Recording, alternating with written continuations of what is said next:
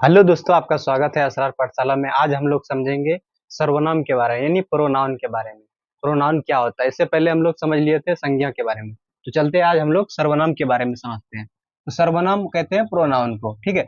उसके बाद सर्वनाम कहते किसके हैं, तो इससे पहले हम लोग संज्ञा पढ़े थे। तो संज्ञा देखो, संज्ञा के स्थान पर आने वाले शब्द को क्या कहते हैं हम लोग, सर्वनाम कहते हैं। यानी संज्ञा के स्थान पर जो आ जाएगा उसी को कहते हैं सर्वनाम। चलते हैं, एक एग्जाम्पल लेके आप लोगों को समझाने का कोशिश करता हूँ कि राम पढ़ रहा है, राम पढ़ने में अच्छा है। ये अच्छा सुनने में लग रहा है, नहीं?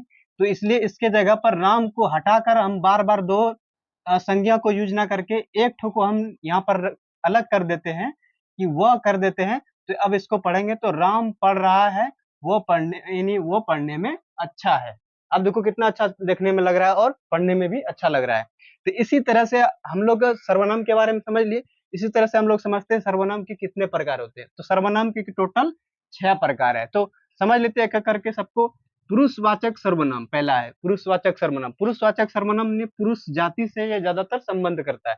तो मान के चलो कि मैं खाता हूं, मैं जाता हूं, तुम सोते हो, वो जाता है, समझ लीजिए।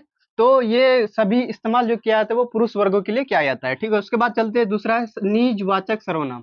निजवाचक से ही पता चलता है निजी बात, यानी अपना खुद के बारे में। तो मान मान के चलो, कोई अगर एग्जांपल लेंगे तो मैं ये अपना काम स्वयं किया, मैंने अपना काम खुद किया, मैंने अपना काम मान के चलो खुद से ही किया, ठीक है। और उसके बाद तीसरा आ जाते हैं निश्चयवाचक सर्वनाम। निश्चयवाचक सर्वनाम में इसमें कोई बात अगर कहेगा तो कोई इशारा करेगा और वो निश्चित होगा, ठीक है। उसके बाद चलते हैं, समझ लीजिए कि निश्चयवाचक सर्वनाम क्या है। तो इसमें यही वही आएगा, तो समझ लिए ये निश्चयवाचक सर्वनाम है। कि मान के चलो यही मेरी पुस्तक है, वही ये लड़का है, ठीक है।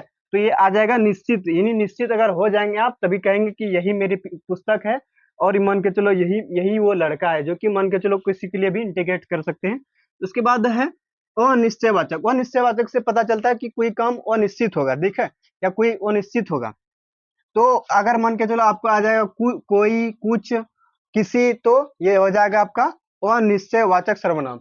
माने मान के चलो आगे, मैंने कोई अखबार पढ़ा होगा, मैंने कुछ खाया होगा, मैंने किसी का बिगाड़ा होगा, मान के चलो कोई कोई चीज भी आ सकता है, ठीक है। उसके बाद अब पांचवा आ जाता है प्रश्नवाचक संज्ञा, प्रश्नवाचक सर्वनाम। इसमें आ जाएगा कौन, क्या, कब। इसमें क्या होगा कि प्रश्न पूछा जाएगा कि मैंने, आप कौन हो, आप क्या चाहते हो, आप कब आए, तो इसमें क्या होगा, प्रश्न आएगा, ठीक है। उसके बाद छठा है संबंधवाचक सर्वनाम। संबंधवाचक सर्वनाम में क्या होगा कि संबंध रखेगा, और वो भी दो शब्द से, ठीक है। तो देख लेते हैं कौन सा होगा।